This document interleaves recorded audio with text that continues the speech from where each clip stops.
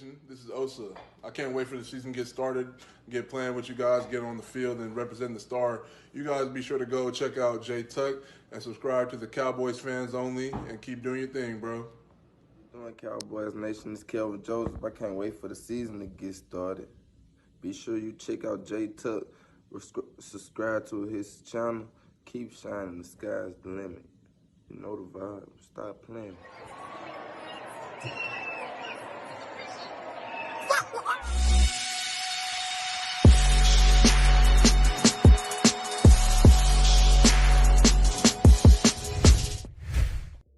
What's up, CFO gang? It's your boy J Tuck, and you are now tuned into the Cowboys Fans Only channel. So if you're new, do your boy a favor, comment, like, subscribe somewhere down there, somewhere down there, somewhere down there. And be sure to turn that notification bell to stay updated with all Dallas Cowboys CFO content. Also, follow your boy on Twitter at JTuck151. And also, hit up my official merch website. Can y'all see that? Can y'all see that drippy? Can y'all see that CD season? CowboysFansOnly.com and get your CFO merch, man. So I appreciate everyone in the chat. I see my girl moving the chains. I see Professor O. I see Ed and Eddie, Silver and Blue. I see my guy Bumpy Bars. Check out his podcast if you're into battle rap, man. Definitely check him out. I see Mendoza. And I even see Eastside Herald in the building. So what's up, everybody? So I definitely want to talk about a few things tonight. And actually, Eastside, I'm kind of glad you're here, bro, because you are the type of football fan that this show right now is dedicated for. This was dedicated. This show was tailored to fans like you. So what happened this week on Twitter, y'all? You know, of course, I get the most rambunctious Twitter people to hit me up, all randomness, right? And so you can already close your eyes and imagine whose fan base this guy represented, right? But he was like, I'm tired of you Cowboys fans. All you want to talk about, and you're arrogant, but all you guys want to talk about is that Dak is coming back and that you're going to be healthy and you don't have any more excuses that you had last year. That's all you're talking about. Now, let's keep it a buck. That's all we really got to talk about. I mean, to be confident as we are as Cowboys fans going into the 2021 season, we do got Dak Prescott back and we're going to be healthy. That's enough. But after having that conversation, I was like, let me tailor something up. Let me go in the lab and actually cook up something where I can show you with context why the Dallas Cowboys should be contenders next year versus just talking from an emotional state. Because we're all fans of our team, whether you're Dolphins fans, Eagles fan, like everybody right now, they're very optimistic about their team in the upcoming season. But what I wanted to do is actually lift up the hood tonight and show you guys why the Dallas Cowboys are going to be contenders next year. Now, for everyone in the chat, I just want to point this out. Eastside Herald, he's a Houston Texans fan, right? But he has a lot of audacity to kind of come on these channels and speak. So y'all handle him, but we gonna cook up. And so this channel is tailored to fans like him who think the Cowboys fans are just being obnoxious and just talking about our optimistic view for this upcoming season. And so when I started peeling back the layers to kind of get this show started, I reached out to my guy, Professor O. I know he's watching his Hawks right now. I know, his guy Ice Trey is probably going to be out tonight, so he's probably going to be tuned in too much.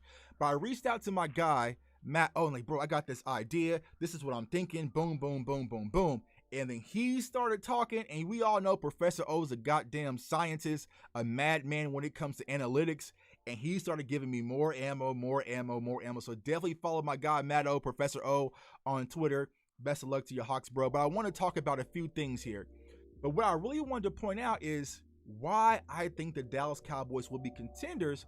But I want to give you guys some context. And when you deal with people like Eastside Herald, all these casual-ass fans who really don't know much about football, and they just like, Dak sucks, and, they really don't know much, you can start giving these bars, these fire bars, to show some context that we're on a different level. Because that's what we do here on the C. If you are CFO gang, if you are Star gang, if you are fam, we come with bars, we come with context, we come with education. So after tonight's show, we're all going to be equipped to really talk that talk, football-wise, to explain to these fans why the Dallas Cowboys will be contender. But before we get into that, I want to give a huge kudos to our quarterback, Dak Prescott. You're like, what are you talking about? So, if you watch my channel and you see my interactions, we have a girl, she was actually on our channel a few times, Megan, right?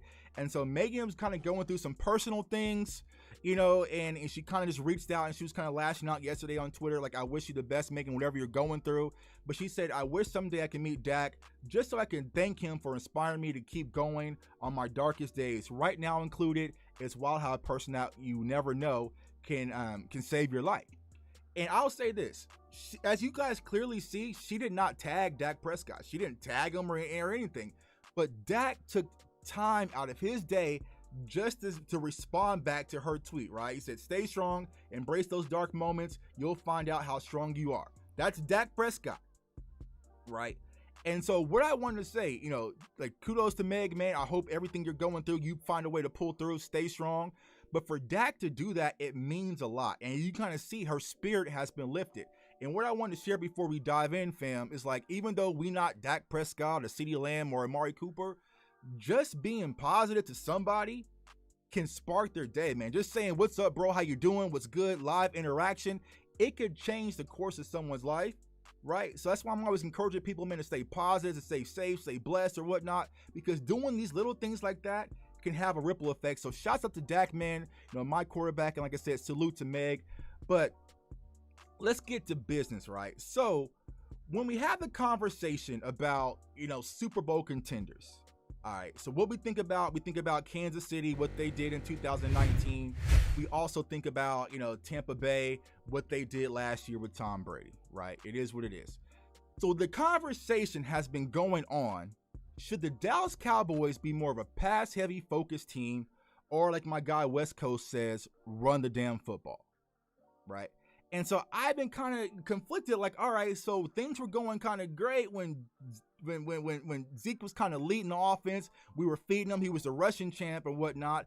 But as you see the new trend in the NFL, passing teams are starting to emerge, the teams that air it out heavily, but they don't rush as much as you clearly see with Tampa and in Kansas City, right? They were 6th in passing attempts for Tampa, 2nd in total passing yards. You look at rushing attempts, 29th in attempts, and then 28th in yards, right? So I started to dig back and I started to think, all right, so let me take a look back at the last 10 years, right? What was the trend offensively for these teams that won the Super Bowl? So you see the last 2 years, you had Tampa, you had Kansas City, but then the year prior in 2018, New England was more of a balanced approach, right? They had 11. They were 11th in pass attempts, 8th in passing yards, 3rd in rushing attempts, and 5th in yards. All right. Then you had some random ass team won the Super Bowl in 2017. I can't remember, but they were 13th in passing attempts, 1 in passing yardage, 6 in rushing attempts, and 3 in rushing yards. So they were kind of balanced, that random ass team in 2017. But then you go back to 2016, right? To the Patriots where everything's out. So, you kind of see what is there right in front of our face.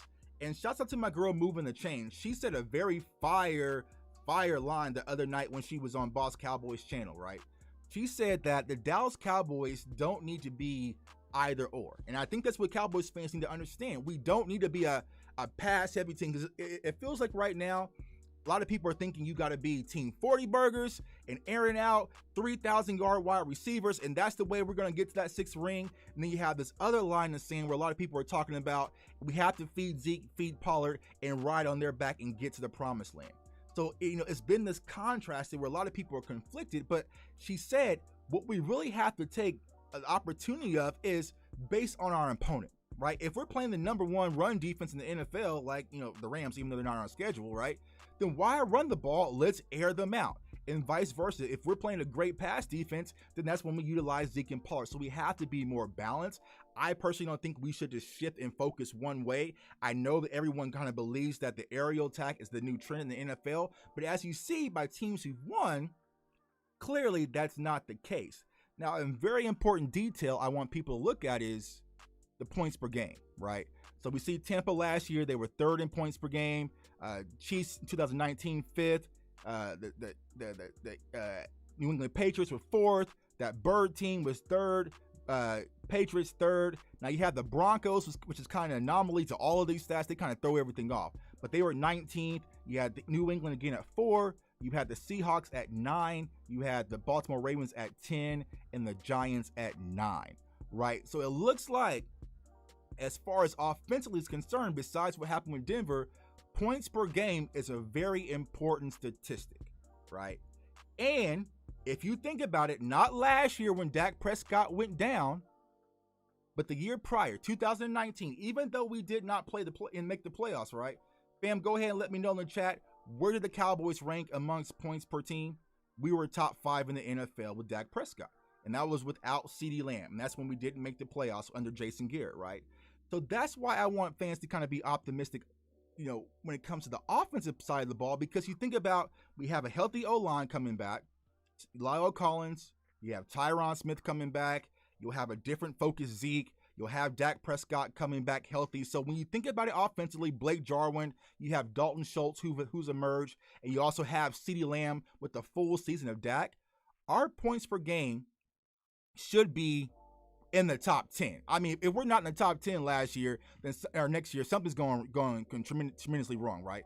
And we always talked about, red zone scoring, red zone efficiency. That is the one area where Kellen Moore really needs to work on how to be more efficient when it comes to the red zone. And I feel like he is. So I feel like, honestly, if I had to put a number on it, I think the Dallas Cowboys next year would be top 4 as points per game, right? So offensively, that works in our favor, right? So now we always go to what the conversation was, and everyone was hitting me hard, in the draft talk. Defense wins championships. Defense wins championships. All right, so let's look at it, right? Let's look at defense, right? So where do those teams rank as far as total defense is concerned? All right, you had Tampa last year, who was 6th. You had the Chiefs in 2019, who was 17th. You had the Patriots, who were 21st in total defense. All right. You had the random ass team in 2017. They were 4th. You had the Patriots again at 8th. You had the Broncos, who was number 1 that year. And you had the Patriots at 13. You had the Legion of Boom, who was number 1. You had Baltimore 17 and the Giants, who were 27. So we all know a point of focus, right? Yeah, total defense yards allowance. Yeah, total defense means yards allowance. So because, shots at the professor, he told me this, when you talk about total points per game, they include everything. They include field goals, they include, fumble recoveries, pick sixes, like everything's included in total points per game. So we're looking at total yardage for as far as the defense is concerned. So good question, MDB.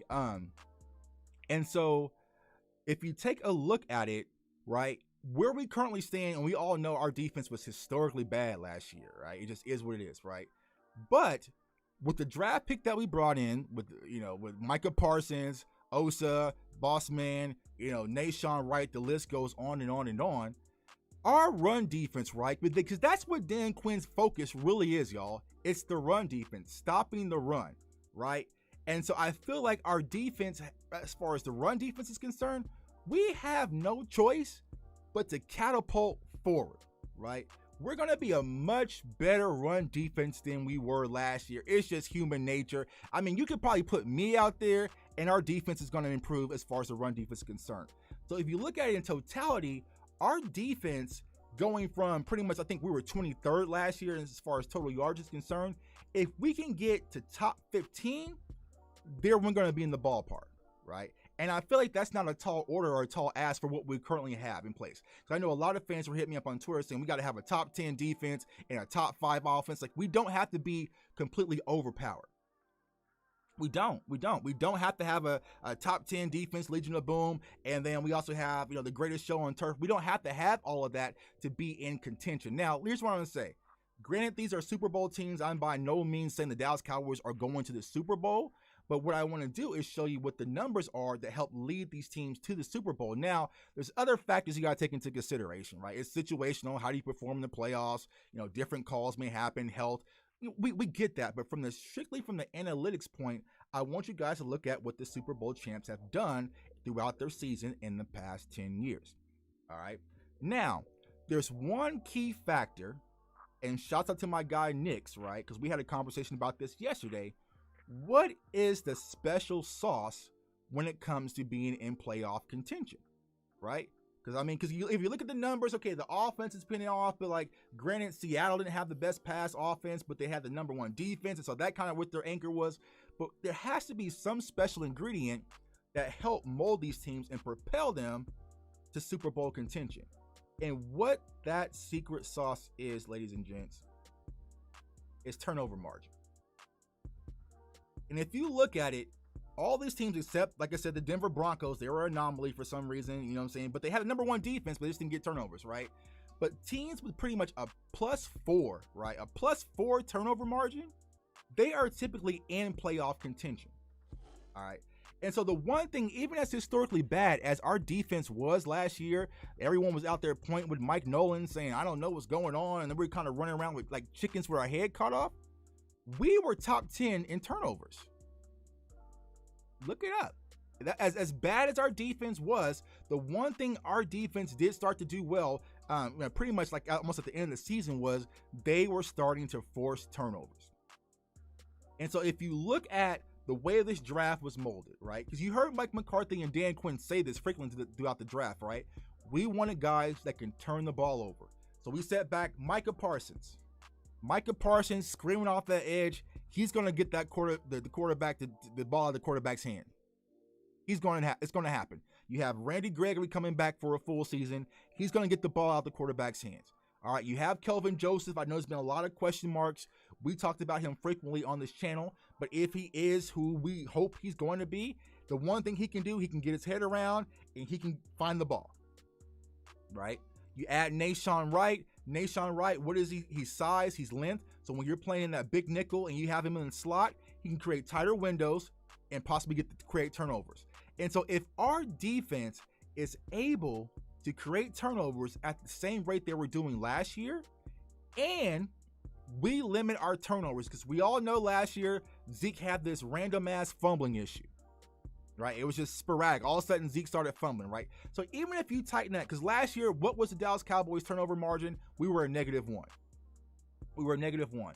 So if you take away the fumbling, rumbling, stumbling of Ezekiel Elliott, because I think we were top 4 in fumbles last year, right? And we were like top 5 or top 6 in turnovers, something like that, right?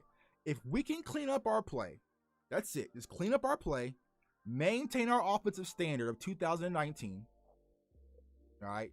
Get the turnovers at the same clip rate that we were doing in 2020, as bad as we are, and be slightly more efficient in the run. If you look at the numbers, the Dallas Cowboys should be in playoff contention.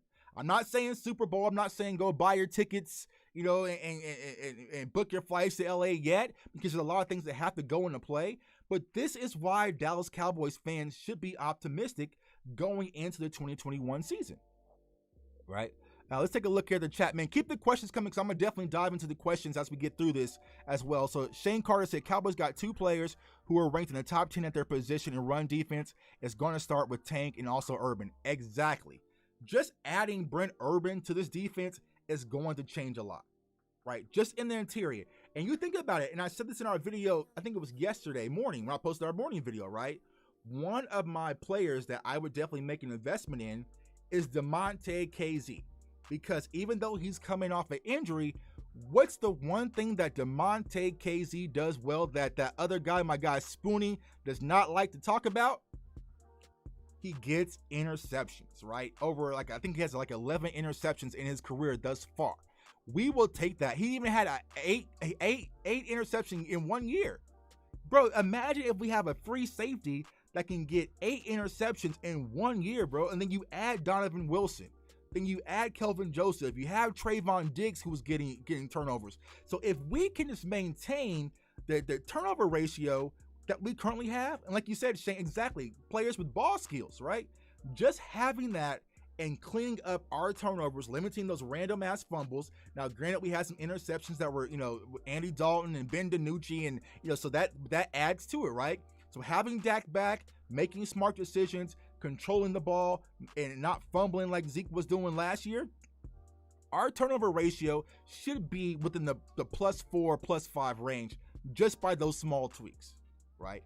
And if you look at what happened last year, majority of the teams, whether it was the Titans, the Colts, the Saints, the Bucks, the Packers, the Chiefs, the Browns, and so on, if you had a +4 turnover margin ratio, you were in playoff contention. You were in the thick of things. And once you get to the playoffs, it's fair game from there, right? Yeah, shout out to Mendoza on KZ. Yeah, he's been preaching that last. A guy that can just create turnovers, right? Because that's what's the most important. It's points per game and turnover margin. And Mike McCarthy and Dan Quinn have mentioned that and frequently throughout numerous interviews. And they said that's what we're focusing on right now. It's the turnover margins, guys who can get the ball back. Because you're able to do that, this team is definitely going to be in contention. So what I wanted to bring to y'all attention, right? So when we have the East Side Heralds in the chat, right, or these random Eagles fans like, all right, how are the Cowboys going to be better next year? You guys say just because you're getting Dak back, right? Here's your cheat sheet.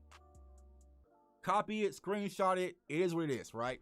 The Cowboys were top 5 in points per game in 2019 with Dak. We should be maintaining that if fully healthy. Boom.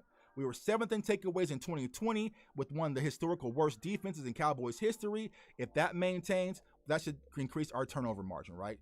Dan Quinn, run defense, even in ATL with limited talent, because Dan Quinn did not have the talent that we currently have here in Dallas. I'm sorry, he didn't, right? Because DeMonte KZ and also Keanu O'Neal were out last year, right? But they were still top in the run defense. And like you guys mentioned, adding Brent Urban back, having DeMarcus Lawrence not eat up as many double teams, adding Micah Parsons, having Redney Gregory, having Osa Odigizua, Quentin Bohannon, all these guys we've been mentioning frequently on these shows, that's going to impact the run defense where we should be in the top 15 percentile if I had to bet on it, right? Right? We were top 5 in turnovers last year because we had 32 turnovers, and so if we control the ball... All right. I won't say his name. So we were top 5 in turnovers last year. What's up, my guy Spoon Man? I appreciate the super chat, bro. We were top 5 in turnovers last year. 32 turnovers. Let's clean that up. Get us down to 20. All right. Just get us down for 20. All right. And then we should be in the thick of things, right? Top 5 in turnovers, clean that up, get down to 20-25, all right? As long as we keep getting the ball back and forcing turnovers at the same rate we was doing at the end of the season, last year, as bad as things were, we should be in playoff contention. If you go ahead and look at what I put down there in the footer, right? Our turnover margin in our 2014 Dez Carter year.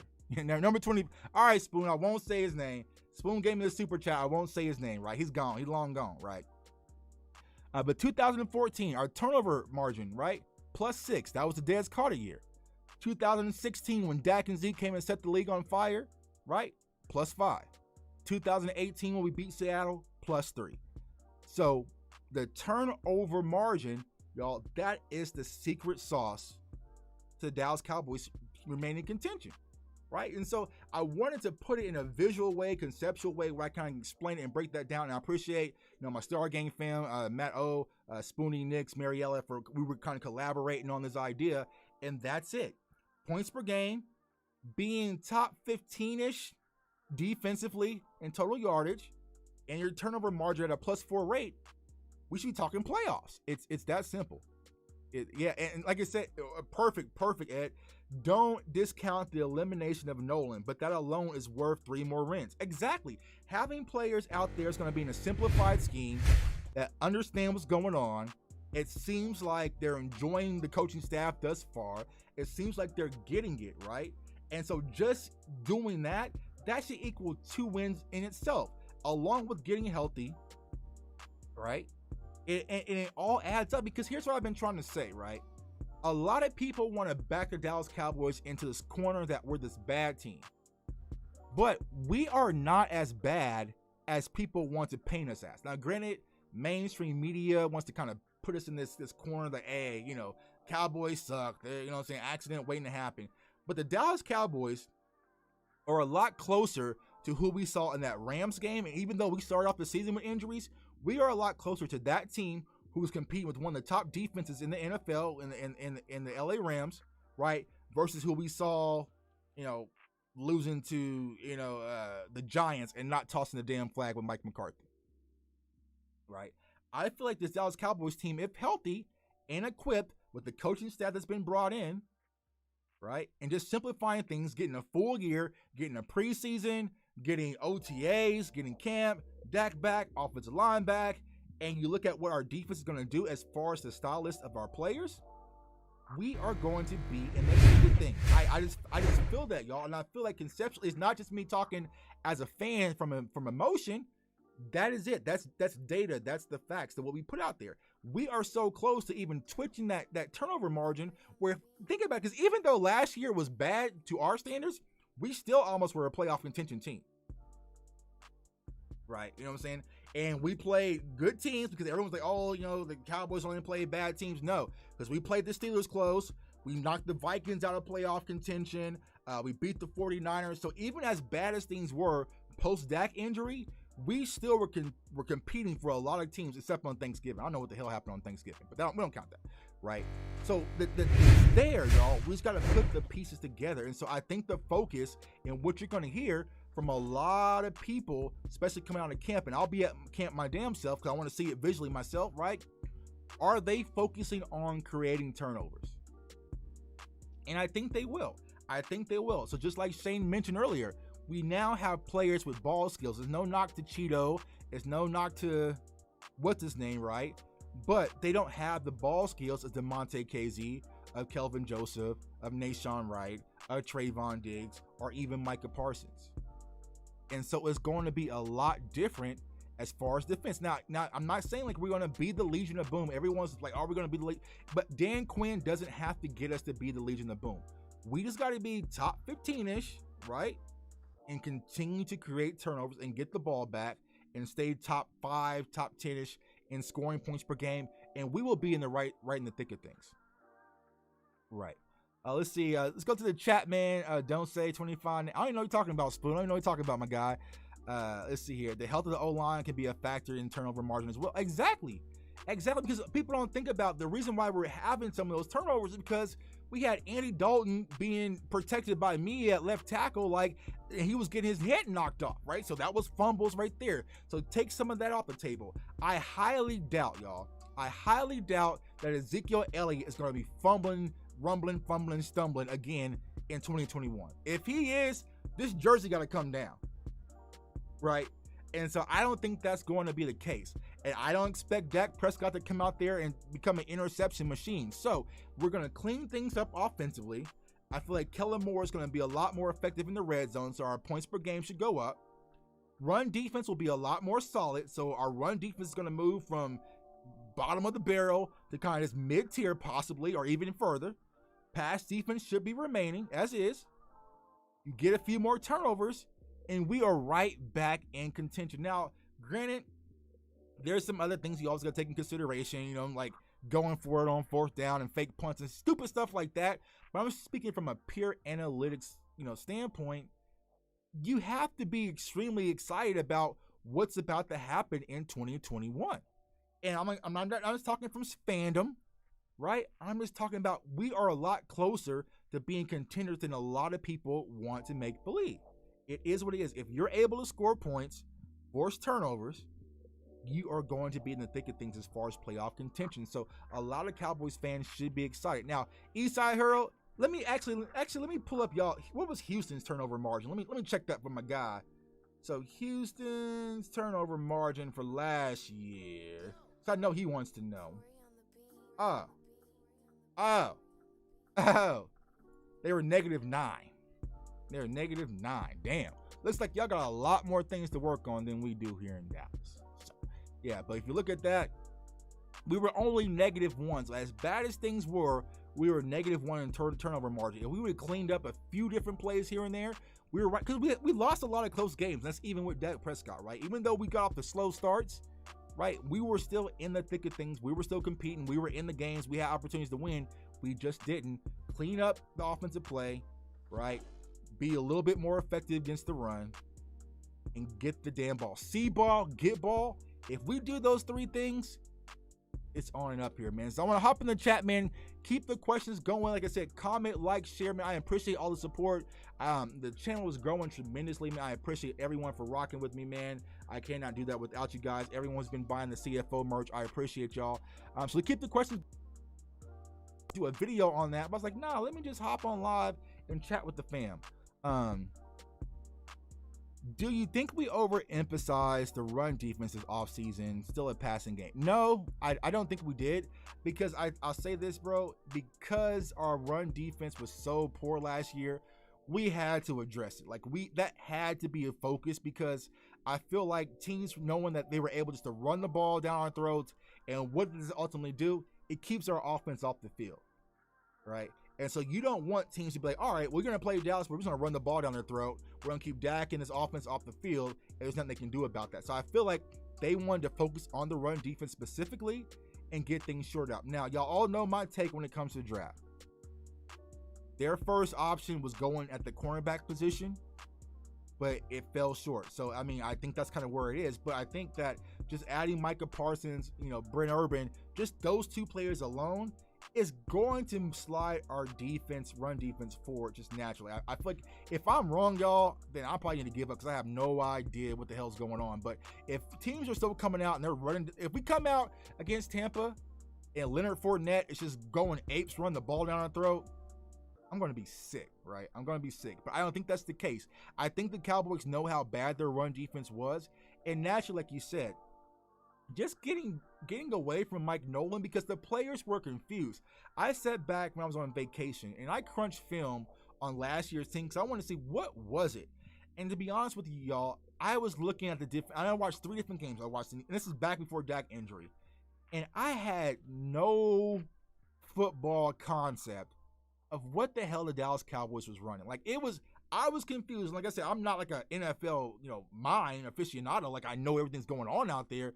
But I understand why they were confused, because there were so many different things. And so what naturally happened is you saw players out there start playing hero ball. And naturally so. Like, bro, I don't know what the hell we're running. I'm just going to run the A-gap.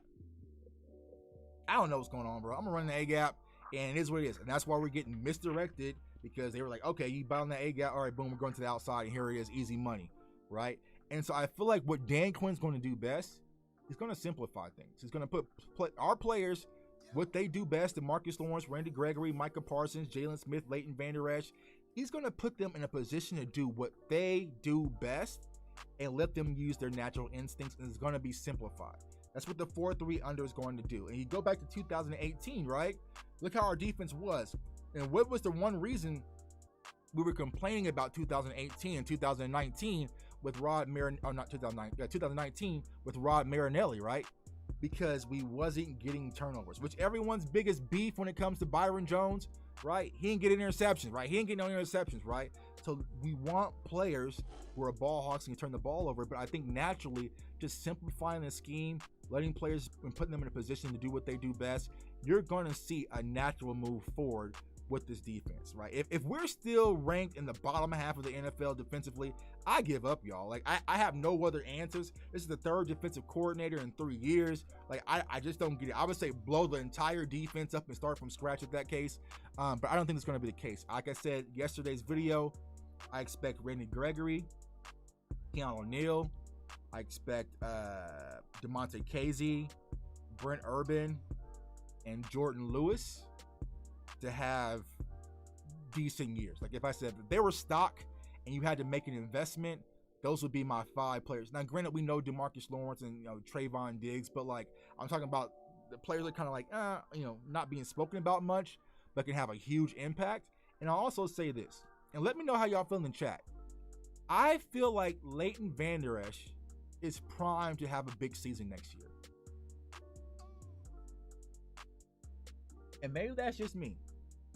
But I feel like, and the reason I'll say this, because if you think about what we currently have, Micah Parsons, Jalen Smith, Keanu O'Neal, Leighton Vander Esch, Jabril Cox, that's kind of like the core guys, right? If you think about it, Leighton Vander Esch is only the true Mike linebacker that's in-house. I mean, if you think about it, he's the only true Mike in-house. And so I don't think they're going to put Jalen Smith at Mike. I don't think they're going to rush Micah Parsons. I know some people disagree and think Micah Parsons is going to start off at the Mike. I don't think he is. I really don't. I think he's going to be more of the strong guy, because we already saw Dan Quinn talk about his edge rushing ability and different things like that. I just don't think he's going to be the green dot guy out the gate.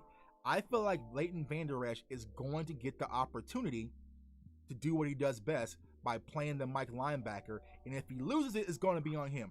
I feel like the only thing that can really prevent Leighton Vander Esch is, of course, we all know injuries, but I just kind of see how Leighton Vander Esch has been carrying himself as far as like Instagram and everything. He's locked in because he knows what's at stake, right? Yeah, exactly. He's playing for the money. He knows what's at stake. We all know the elbow room and that linebacker room is getting a lot tighter. It's go time for Leighton Vander Esch. And I feel like he's one of those players, if you put him in go time, he's going to step up and answer. And I feel like Dan Quinn is going to be around Leighton Vander Esch, and he's going to like him, right? And so he's going to find a way to implement Leighton Vander Esch in this defense as that Mike linebacker. And I feel like if Vander Esch gets that opportunity, he's not going to let go unless injury was to happen. So I expected a good season from Vander Esch. Actually, y'all, to be honest, I expect our linebacker core to be tremendously better because pressure builds diamonds, right? And like I said, the linebacker core is getting a lot deeper. We know what Micah Parsons is being brought into. I know a lot of people are saying, oh, well, Micah Parsons is only going to be a 2-down linebacker. Nah, I don't see it. I see Micah Parsons being a 3-down linebacker. They're going to have him on the field as much as possible in the 2021 season because I don't think you spend that high of a draft premium on a player that you're kind of using in situations. I don't think it's the case. I think you're going to see a lot of Micah Parsons, and you're going to see a lot of Micah Parsons opening night versus Tampa. And that's just how I feel with it. So I feel like the real question mark is going to be is who is it going to be? Jalen Smith or Leighton Vander Esch? Y'all know in the Dark Knight when the Joker came in and he got the pool stick and he broke it in half and tossed him out. That's going to be Leighton Vander Esch and Jalen Smith, how it feels. Like, all right, you guys were the Wolf Hunter, you know what I'm saying, and you know what I'm saying, and Swipe Gang and all that. May the best man win, may the best man survive. And so, like I said, Blue Star State's going to play Will in the interviews. Because I just don't see him as the Will linebacker, especially when he brought Keanu Neal. Now maybe he's going to be in a rotation as the Will, but I don't know. I don't know because he's not much of a coverage guy. And so, let's see. Why he be timed out, my boy, 5 times? I don't even know how to time out. So I don't know if I did that or did YouTube actually do that itself. Hold on. Yeah, I don't know. Here's my thing on CFO gang. I don't have no mods, no nothing, bro. So it is what it is. So I didn't time them out. Yeah, so I feel like, absolutely, Peter. I mean, you got to give LVE a chance, right? Because I think a lot of people give LVE a bad rap, but it's really just due to injuries. Performance-wise, LVE, when he's healthy, he's reliable. Like even last year, I was like waiting, like, when LVE's coming back? I need LVE back because I feel he can make a difference. And when you watch film last year on LVE, what was he doing? He was playing hero ball just like everybody else. I mean, so you really, as bad as it sounds, y'all, we have to give a lot of the Dallas Cowboys defensive players a mulligan, right? No OTAs, no preseasons. You have a brand new coach trying to change the scheme on Zoom calls, right? And you really just have to give it a mulligan. Because think about it, even those guys who got shipped out, and Poe and Everson Griffin and even Brandon Carr, like those guys had no ties to the Dallas Cowboys, but they spoke out. So what they were saying was probably sentiments of what they were hearing within the locker room. These coaches don't coach. I have no idea what the scheme is. You know what I'm saying? Like, and this is Brandon Carr, NFL Man of the Year type guy. Like, he got let go after being brought in as a practice squad guy. And so I feel like what they were saying was echoing from the locker room. Like, I don't know what the hell we were doing. When you go back and you watch the film, I can't guess. I can't call it. There were so many times where it's just like, I saw like Jalen Smith was lining up at the middle linebacker position. You had LV on the weak side. You had DeMarcus Lawrence stand up at a wide 9. So there were like 2 open gaps versus the Giants, right? And what did they do? Just hand the ball right up to Gallman, and he ran wide up. I'm just like, what are y'all doing? Like, you ever like play Madden sometimes, you're trying to do like your adjustments on your controller, and you just mess something up, and all of a sudden your linebackers are over here, and your defensive line's over here, and you're like, damn, that's what it looked like last year. Shane said, linebacker core ain't my worry. They'll run 5 deep. The biggest concern is the other starting corner and if another player can blitz the quarterback constantly side of the thing. Yeah, I agree. Because here's the thing, and I've been telling people, pretty much 80% of the time, we're going to be playing nickel anyways, right? I think that people are talking about the linebacker position because, one, Cowboys fans are very concerned about stopping the run. And two, it's the big story because now we have depth at linebacker. Last year when I want to talk about linebackers, nobody wanted to talk about it. It was pretty much like Jalen Smith and Leighton Vander Esch and Sean Lee. And I was like, well, what happens when Sean Lee gets hurt and Vander Esch gets hurt? They're like, well, don't worry about that, Tuck. I'm like, well, that should be an area of concern. So I feel like that's why it's the hot topic right now. But I agree. We're going to be playing a lot of nickel. And so the outside corner position is the area of focus. And we're going to do a show on next Thursday night. It's going to be me, Space Cowboy, my guy Joe from CowboysBlog.net, and Rome from Cowboys Fan Talk. So definitely tune into that roundtable. We are going to be diving into these position question marks to see who do we think is going to go to camp and take the position. But to kind of give you guys some insight, and I said this on Twitter earlier, a lot of people have to stop coming at Anthony Brown like he saw. Right? Because here's the thing, we've seen, battles with Anthony Brown before, right? Hey, appreciate the super chat, my guy Blue Star, appreciate you. We've seen Anthony Brown in competitions before, right? And he did not lose his job. And so that's what I've been saying about Kelvin Joseph. Even though he's a second round pick, he's on an uphill battle because I don't think Anthony Brown is going to give up his job easy. And two, I don't think that Dan Quinn is going to run out there with Kelvin Joseph, a rookie, Trayvon Diggs, a second-year guy, and Jordan Lewis versus Tom Brady. He's not going to do that. So you're going to need some type of veteran guys out there, and I feel like that's what's going to keep Anthony Brown safe. And so where do we work in Kelvin Joseph? That is the mystery question. So a lot of people say slot. Play him at the slot. Play him at the slot. Play him at the slot. Statistically, at the University of LSU and also Kentucky, he had 0 snaps in his career at the slot corner, right? But where did he have some reps at? Safety. He played some safety. He played some safety. And we're going to be talking about that soon because you go back and you watch film of Kelvin Joseph at a high school. He was a safety, went to LSU as a top 5 safety recruit. LSU thought that they were going to get Patrick Surtain Jr., right? They missed out on him and another kid who went to Missouri. I forgot his name, right? And so they said, all right, we got a hole at corner. Kelvin Joseph, you go down to corner, right? But Kelvin Joseph has played free safety. He's also played in the box as a strong safety as well. So he has the versatility to be a project if he doesn't work out an outside corner to possibly be moved to free safety. So, and you know me, you guys know me. If you watch my channel, man, I'm kind of a mad scientist, and it looks like that would be a great fit for him because especially, think about this. If Nahshon Wright emerges and comes as a dark horse, now you really got yourself in the corner because now you have Anthony Brown, Jordan Lewis, Nahshon Wright, and Trayvon Diggs. Then you also got to consider Reggie Robinson come down, right? Back to corner. You also got to consider Morris Kennedy coming back from opting out, back to corner. So, there's going to be some competition at that outside cornerback position. And in order for Kelvin Joseph to get that position, he is going to have to do the unthinkable and really go into camp and snatch it away from Anthony Brown. Right. My guy Shane says, KJ's ability to play in space works great in cover 3. I don't really get why people think he's a nickel as a safety. He's got the skills to do it. Yeah, like I said, he's good in space, right? Not the best tackler, but Demonte Casey isn't the best tackler either, right? But he's a guy that's good in space. As we already mentioned, he has the ball hawking ability, right? He has ball skills. He has speed, athleticism. It could work in a cover 3 single high. That's just me. Now, granted, a lot of people are saying, oh, Tuck, you're just out on him at corner. I'm not out on him at corner. I'm just trying to say, based on what we currently have, I just don't see how we come out against Tampa Bay and see that Kelvin Joseph is our starting outside corner. I just don't see how.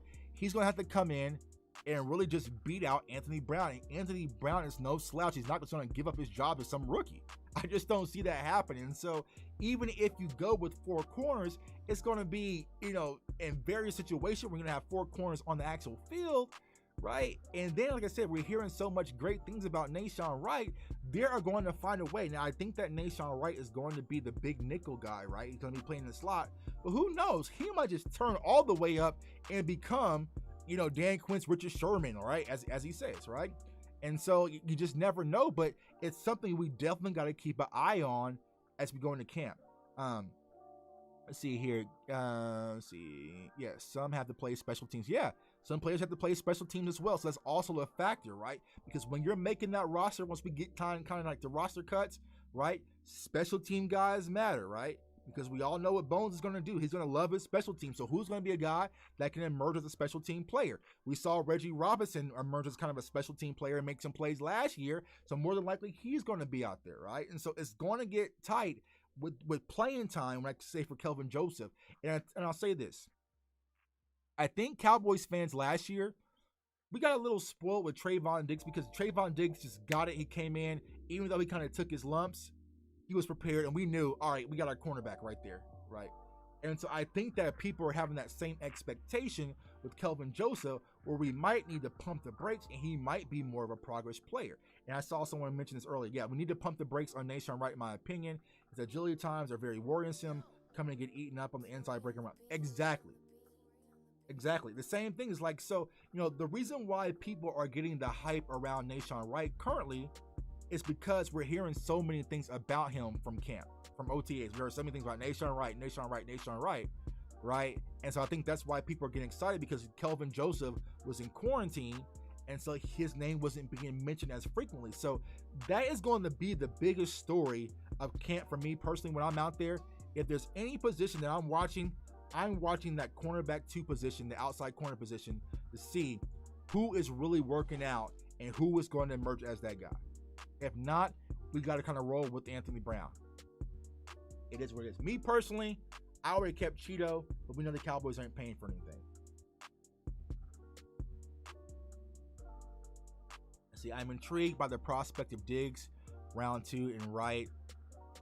I'm intrigued by the prospect of Diggs, round R2 and Wright at some point. Yeah, Reggie Robinson and Wright. And that's what I'm saying. Because last year, Cowboys fans, we got robbed. We got robbed because we didn't get to see Reggie Robinson for ourselves. And so we all sat there on Sunday saying, where's Reggie Robinson? Where's Reggie Robinson? Where's Reggie Robinson? And then we saw Robinson go out there. We're like, oh, Reggie Robinson. And then like, no, that's Rashad Robinson. So where's Reggie Robinson? So for a lot of Cowboys fans, self-included, we don't know what the hell happened last year with Reggie Robinson, because what we've seen coming out of college, he should have been out there on that field. Now, we did see him make a few plays, like I said, in special teams, but as far as the cornerbacks that we have, whether it's Adele Worley or, Rashad Robinson and some of these kind of no-name guys, Reggie Robinson deserved the opportunity to play. And that's why I was so adamant last year. I was like, all right, well, if things aren't shaking out the way we kind of expected as far as the season is concerned, we lost Dak. Toss Reggie Robinson out there and let him get his reps early, right? Because we did that with the offensive line. Terrence still got reps. Tyler Biotis got reps. Connor McGovern got reps. Brandon Knight. So we saw some of these younger players finally get reps last year. Reggie Robinson should have been one of those players to actually get reps. So that way he's going to hit the ball rolling for 2021. But it didn't happen. Right? And so, that's going to be the interesting to actually sit back and see, what is Reggie Robinson? Is he who we think he is, or was something wrong with him? And then Mike Nolan was right the entire time, which I don't think is the case. Let's see here. Wright needs to get stronger. My guy Peter says, damn, Tuck, you and me are on the same sync about Kelvin Joseph. We are loaded at cornerback and razor thin at free safety. Anyone remember Ronnie Lott, probably one of the best free safeties of all time? He came into the NFL as a cornerback. Exactly. So it can happen. And the Cowboys, we are notorious for trying to convert cornerbacks to safety. We tried Byron Jones. We tried Jordan Lewis. We tried Reggie Robinson, right? So if we are kind of deep at cornerback and things are shaking out, because even Israel Mukuamu, right? He's a cornerback who we're trying to convert back to safety. So if things are working out, because my idea, and maybe it's just the Madden in me, I want the best players in the secondary on the field at the same time. So if I have a competition where I think, oh, damn, Nahshon Wright's emerging, but also Kelvin Joseph, the ball hawk. All right, how can I get him, Diggs, Lewis, Brown, all on the field at the same time? And I'm sticking Boss Man back at safety. just to make plays, just to increase that turnover margin that we spoke about earlier, right? That's what I'm looking for. Who is going to give me the best opportunity to get the ball back and create turnovers and increase that turnover margin? That would be my focus if I'm Dan Quinn, right? And so it's going to be an interesting dynamic to see how it all works out when it comes to camp. Let's see here. I've been trying my hardest to speak Jesse Bates, the third, to the Cowboys into existence. Yeah, I don't think they're going to spend any premium, bro, on safety. I just don't see it at this point, man. I pretty much given up. It is what it is. Now, I will say this. If we want our cornerback, right, a veteran corner, it would have to get bad in order, like Amari Cooper decision type bad, for us to actually make a play for it. I don't think the Cowboys are going to give up any trade capital for Xavier Howard, or, some of these names, Stephon Gilmore, unless it gets bad, which is unfortunate because I feel like the Cowboys, if you were to go get a Gilmore or a Howard right now and plug him in and give me a veteran corner, this defense look a lot different now. That turnover margin drastically increases by three plus right there, just by doing that move, right? So, I think that the Cowboys aren't going to make a move in the secondary unless it kind of like the wheels fall off, which is unfortunate. So we need one of these guys to emerge. So many people have been down and knocking Kelvin Joseph, and I said this before, we need Kelvin Joseph and Nashawn Wright more important than any other rookie we drafted this year. And it's not a knock to Anthony Brown, but I need either or of them. I have no favorites in this fight, no dogs in this fight, right? But I need one of these guys to really emerge and be like, okay, that's a guy that needs to be on the field day one, right? Because if not, we're kind of rolling out there with the shell of what we already had in-house with Trayvon Diggs, Anthony Brown, and Jordan Lewis, and kind of got to hope for the best. So I need Kelvin Joseph or Nashawn Wright to really emerge as a front runner for that CB2. What is your favorite all-time Looney Tunes character? That's a hard-ass question because I really don't know. I like Taz. Taz was one of my favorites when I was a kid, so I'll roll with Taz. Yep, we need those preseason games. Anai to Mukwamu to, the Forgotten Man. Yeah, exactly. So, because Bradley Anai, he'll be another one that we'll discuss, next week. But where does Bradley Anai fit in things, right? Because I know we're going to be running a 4-3 under, but Mike Nolan kind of brought Bradley Anai in as more of a 3-4 guy. You have Randy Gregory back for a full season. You now have Chauncey Golston in the house. You have, Basham, who you signed for a 2-year deal. And so as far as the edge rush, you still have Dorrance Armstrong. So as far as the edge rush is concerned, it's getting tight in that position as well. And so what the Cowboys do with Bradley Anai, he is going to have a great camp and a great preseason in flash. He's going to have to. He's going to have to get to a point where we're sitting back thinking like, there's no way this kid's not going to clear the waivers. You can't move on from Bradley Anai for him to make that roster spot. But like I said, we got robbed last year because we didn't see it. So let's see. Mukwamu is Thompson's replacement. Yeah, I can see that as well. And Taz is honorary, but Roadrunner and Speedy. Yeah, Speedy good. I don't know. Can we say did they change his name or something? I know Speedy Gonzalez. I know they were trying to change his name or something like that, or maybe that was Pepe Le Pew. Something was weird going on like that. But yeah, man, I really like Taz, man. But it is what it is. I really didn't watch Looney Tunes like that.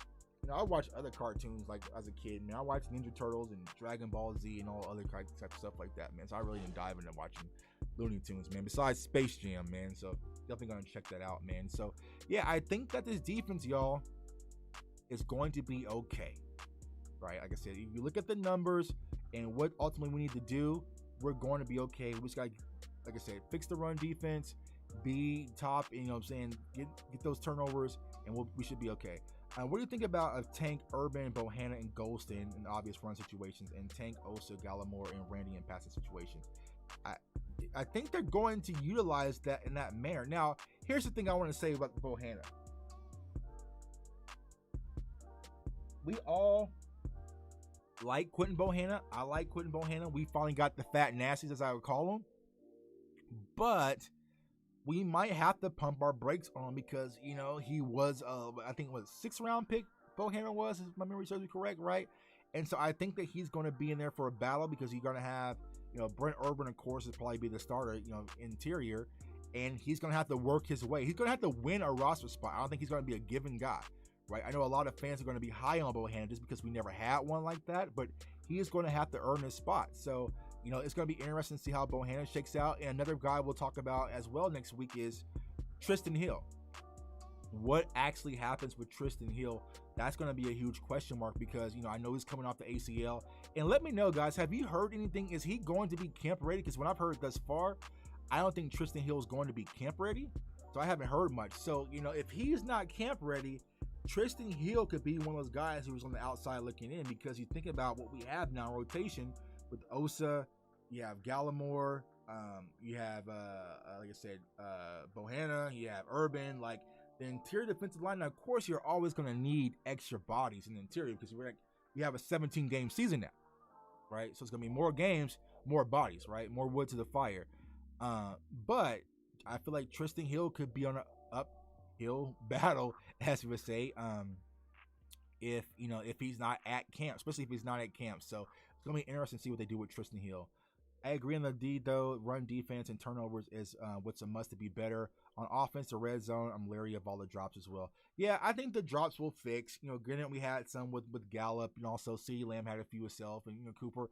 It's the nature of the beast, but I feel like once Dak is back, the offense will be more in sync, and I expect the drops to decrease drastically. 3-4, who's the linebackers? Who's the defensive tackles? What do you think? All right, so the magical question, the 3-4. Actually, let me see. Hold on.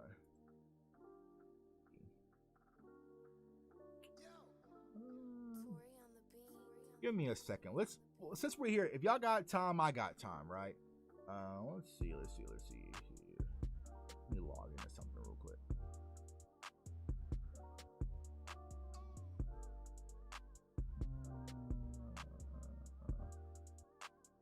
Never mind. It's not working anymore. I don't think. Hold on. I was going to do a display and we could go over the 3-4, but I don't think they're going to let me do it. They're not going to let me do it. All right. So 3-4, we'll do a video on this here soon.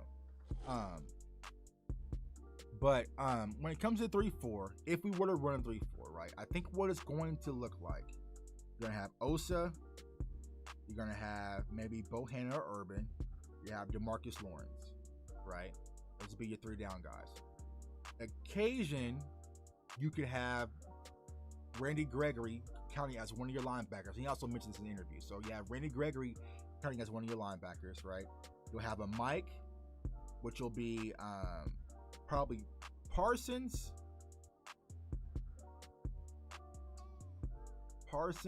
and LVE.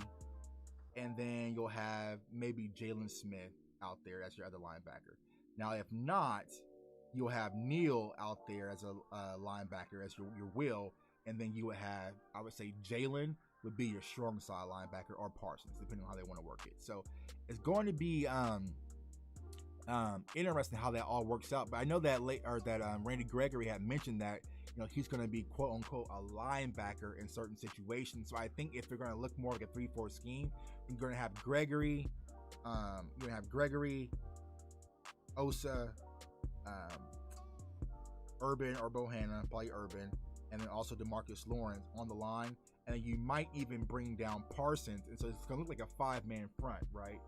With the 3-4 principle. So, but yeah, I think Neal would be out there too as well. And so, like I said, it's really there is linebacker competition, y'all. Like, I think that's the most simplistic way I can put it, is that there are going to be some competition spots at the linebacker position to see who's going to shake out, because I feel like Neal is the quote unquote will linebacker, right? He's the weak side, right? But I feel like with Parsons, let's say for instance the kid takes it and he's like, you know what? He is ready and he becomes the Mike linebacker. All right, well then you have the strong side linebacker right there, because like we said, most of the time we are going to be in a nickel position, right? So you're really going to have like 2 linebackers out there. So how the reps are going to be split, it's going to be definitely interesting to watch. And honestly, when I'm at Oxnard, what I'm going to be watching is like, all right, who is going in and for what reasons are they going in, right? Because every rep in camp for these linebackers are going to be valuable. I feel like nobody's safe, but pretty much Parsons, right? I feel like everyone's interchangeable. If Dan Quinn comes in and says, you know what, I really can't work with Jalen like that. They'll get Jalen out of there and I'll move somebody else in, right? Because you also got to consider what Jabril Cox actually brings to defense as well, right? So that's another thing I toss in. And I know a lot of people were high on Francis Bernard. I doubt Francis Bernard gets too many reps, but he's also someone you have to consider. And so, like I said, the Dallas Cowboys were able to create from this draft was they added extra layers of depth defensively. And that's the great thing. I know we were all sitting on our draft show scratching our head like, what the hell are they doing? Chauncey Golston, what are y'all doing, right? They were adding extra layers of depth defensively. And so I feel like Dan Quinn has a lot of different pieces. He can maneuver, he can work around in different manners because he got a lot of guys who are versatile, right? OC can pretty much play across the offensive line if need be, or the defensive line if need be, right? And so you got a lot of versatility with our defense. You got a lot of depth. And so I feel like you're going to sit back, toss the balls out during camp, and see who comes out, the best man. I feel like the only people are really safe. Diggs is safe. D-Law is safe. I would say Gregory's pretty much safe, right? And that's about it. Which is exciting. And as a Cowboys fan, it's what we've always wanted for so long, right? Competition. May the best man win. And I hope that Dan Quinn and Mike McCarthy truly live that, and Jerry Jones and Stephen Jones allows it. You got to think about it. No one's really has the golden, blessing besides DeMarcus Lawrence. Like, his contract is so jacked up, we can't even get out of it if we wanted to, right? And so DeMarcus Lawrence is safe. I think Randy Gregory, naturally, they're going to want to get him more reps. And so the opportunity is his. And I would say Trayvon Diggs, of course, he's our CB1. So I feel like everybody else, it's open season. So, I mean, as much as we like Jordan Lewis, we brought him in, to be the slot guy. If he gets beat out by one of these rookies, so be it. We'll wash our hands of him and move on. So I think that's going to be very fun to watch, not only our defense in camp, but also in preseason, man, because every rep is going to matter. And like I said, a lot of people are like, oh, I can't wait till opening night. Like, me personally, not only as a content creator, but as a diehard Dallas Cowboys fan, and also like a draft, guy, I want to see the preseason because I want to see who's really going to step up, because you have so many of these guys, especially from the undrafted free agent aspect as well. I mean, you look at, a guy like Hines out of Texas A&M was an undrafted free agent coming in as a linebacker as well. He could really knock someone off their slot, right? And so you have, Vasher, you have, all these different players coming in as undrafted free agents who we can finally sit back in camp and say, all right, we got something here. And because last year we all know, right? And I tweeted about this earlier, right? The whole scrimmage game, the blue and white scrimmage, right? Mike McCarthy was trying to hide players and duck players out and, not let to get too much exposure. You can't do that this year, right? Everybody got to hit that practice field. Everyone got to hit these scrimmages. Everyone has to hit these, these preseason games. So you really can't hide anybody. So you're going to have to roll the balls out, let everyone play, and we're going to sit back and see, man. So I'm really excited about camp, man. I'm really excited about, preseason and seeing what players are going to come in and make an impact. Like I said, y'all, this is the cheat sheet, right? This is why the Dallas Cowboys fans should be optimistic, right? Dak is back. Offensive line is healthy. We should be okay in scoring. Continue to get takeaways like we did in 2020. Dan Quinn's naturally going to impact the run defense. We're going to limit our turnovers from last year and clean that up. And we'll be in the top percentile as far as turnover margins. And then we will be in playoff contention, man. So your boy Jay Tuck, man. I appreciate everyone for tuning in tonight, man. I appreciate all the support, all the new followers, all the new viewerships, man. I appreciate you guys. So continue to comment, like, share, get the notifications up, man. Got some great things in store, especially for the fam. Like I said, we're doing a roundtable next week with some of my great Cowboys content creators. Also follow me on Twitter, of course, at JTuck151. Cowboys fans only use the hashtag CFO Game to get 10% off of all your purchases, man. And also, if you're going, we're kind of early, but if you're going to the Cowboys-Eagles game, in Dallas, man, we're gonna definitely be having fun. MCF, man, what's going on, my guy? Definitely check out his channel, man. I love his channel, man. He does it as a family, man. Appreciate you, my guy. If you're going to the Cowboys versus Eagles game in Dallas, the Monday Night Football game, me and also West Coast Cowboy, we're going to be hosting an event, a live event with Jalen Smith and a few other players, man. So we're going to have some more details on that. So, if you're going to be in the Dallas area, I definitely want to meet everyone from the CFO gang. or if you're going to be tailgating, or you're going to be in Tampa. That's what I'm excited about the most, and I said this last night, man. When I started this channel, it was all about creating, an avenue to talk to passionate Cowboys fans like myself. And so I appreciate each and every one of you guys, and I can't wait to meet you guys at the game or at camp. Shake your hand, have a beer, laugh, talk football, bring you on the show, man. It's definitely going to be a fun year because that's what I missed out on last year. I can't wait to do that. So I appreciate each and every one of you guys. And I know the 4th of July holiday is this weekend. I want everyone to stay safe, man, and just be smart. I always say that when kind of around holiday season, man, just be smart. Enjoy time with your family, man. Get out and about. Because we really didn't get to do that last year, man. So I'm excited. 4th of July is my favorite holiday. Even though I don't light stuff on fire, my neighbors do them. They blow up they're actually lighting fireworks right now. I'm surprised I can't hear anything in the mic. They're really just letting off fireworks in my neighborhood. But yeah, man, it's gonna be a fun time. So I want everyone to have a great 4th of July weekend and holiday, man, and enjoy that with your family, man. So I want everyone to stay safe, stay blessed, stay encouraged, and remember, when you have those trolls and say, why are the Dallas Cowboys going to be contenders next year? Give them these facts. Give them these facts because our offense is going to be lit. We're going to continue to take the ball and get turnovers. Dan Quinn is going to improve the run defense, and we're going to clean up our sloppiness as far as turnovers. And historically, that will put us right in contention, man. It's your